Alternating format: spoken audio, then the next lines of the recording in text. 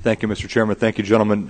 Could you give me a non-classified, not too down deep in the weeds, status of Task Force Odin in Afghanistan?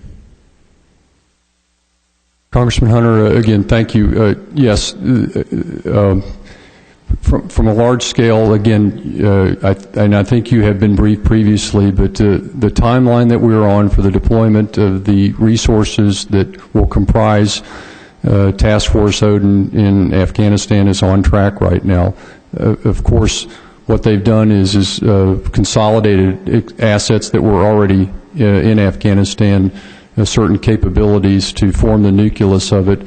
An initial operational capability had been declared for that capability in the late winter, early springtime, and so we are on track to continue to push that capability over for a full operational capability sometime in the late summer.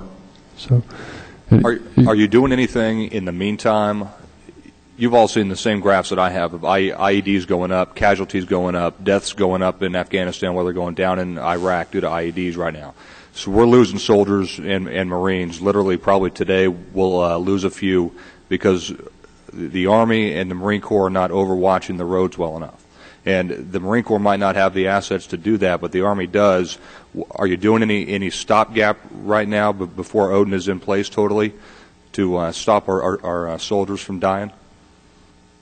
Congressman, I'd have to take that for record to find out exactly what is being employed in theater with respect to the different regional commands, and specifically to the unmanned aircraft systems or other fixed-wing RISTA ISR systems. I would tell you again that as we flow forces in, again, I mentioned the Combat Aviation Brigade that flows in, that brings its own capability with it, certainly for the rotary wing capability, but as the BCTs come in as well, they bring the Shadow and the Raven systems to give them that the RISTA ISR, the sensor capability. Are you using Constant Hawk right now in Afghanistan?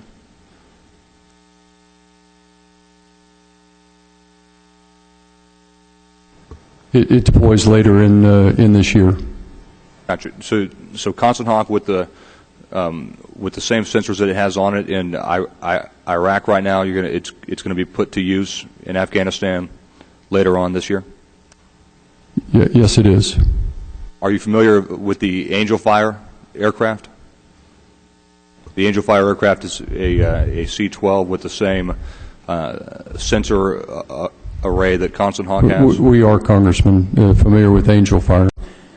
Did you know that we had 4 aircraft sent home from Iraq as opposed to redeploying to Afghanistan, and that was due to CENTCOM and the Army saying that those were not needed in Afghanistan right now, as we have a severe lack of ISR in Afghanistan. We're actually sending aircraft home from Iraq back here and letting it sit on the tarmac here while we have guys dying in Afghanistan. Were you aware of that? Congressman, I was aware that the decision had been made, and again, by the theater commander in terms of redeploying a capability. I know that at least on the Army staff, our senior intelligence officer, our G2 of the Army, assessed that capability in terms of whether you could maximize that in the area of operations. Once more, it has the same sensor array as Constant Hawk. So if you want Constant Hawk, I don't understand why the Army Aviation wouldn't want a UAV or a C-12 with the exact same sensor array as the UAV that you're asking to come into theater later this year, and you could have it right now, literally right now, overwatching the roads with that same sensor array. And it just seems silly to me that you would redeploy something from Iraq back here, where it's going to be mission impossible now to get it back overseas to Afghanistan, outside of being in some nice big Army program that spends billions of dollars to recensor it and get it back over to Afghanistan. So it's, instead of doing the smart, efficient thing for Army Aviation to say, hey, wait a minute, we have 4 aircraft that we can use right now in Iraq, we're simply going to fly them over to Afghanistan and use them right now as a stopgap measure until Odin is in place.